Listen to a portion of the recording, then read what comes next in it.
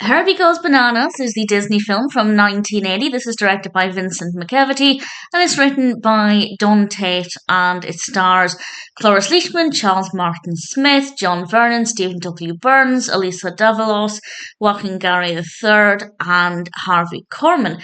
And it is okay. I didn't love it. I don't think it's as bad as some people online have said, but everybody's entitled to their own opinion, of course. But some people really do not like this film. But I think I preferred it to the previous Herbie film. I don't know that for certain, but I felt like the first one was really good. And then they kind of started to gradually go downhill, but actually this one I thought was slightly better. But I think the reason for that is because of the character of Paco, who I will talk about in a moment. If he wasn't in this, it wouldn't be as good. It absolutely would not be as good. So without him, it might be a very dull film, but with him, it's pretty entertaining. This one actually involves Herbie in Mexico. Pete has actually inherited Herbie and he goes to collect the car along with Davy DJ Johns. And while there, they meet Paco, played by Joaquin Garay III. And Paco is a little boy who is a pickpocket. And he steals their wallet, but he also steals the wallet of some crooks who are trying to steal some gold.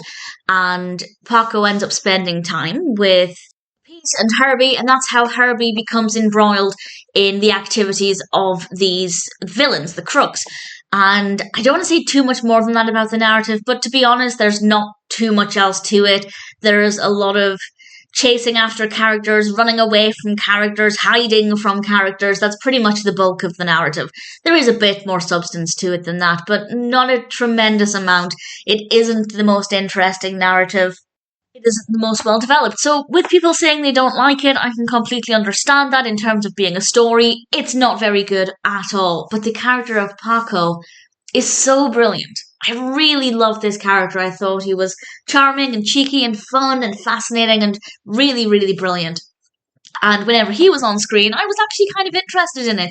And he is in it for quite a lot. He is in a good bulk of the film. In fact, it's very much the Paco and Herbie show in a lot of ways. A lot of the other characters kind of take a back seat. We do have a romantic aspect to it as well, not with Paco and Herbie, but with some other characters.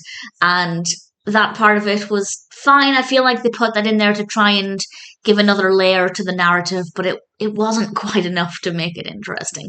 So I didn't completely love the narrative, but I did completely love the friendship between Paco and Herbie. So there are some good things about the film, but if you're looking for a good, compelling, fascinating narrative, Herbie Goes Bananas is not it. If you've liked the previous Herbie films, absolutely check this out. If you haven't liked any of the previous films, then I'd say by no accounts would I recommend this.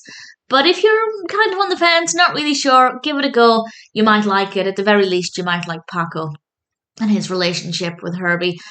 I am pleased that there is now quite a big gap between this Herbie film and the next one.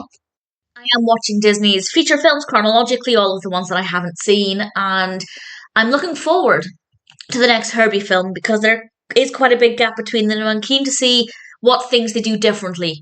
But for now, I'm glad I've kind of come to the initial end of the first few Herbie films.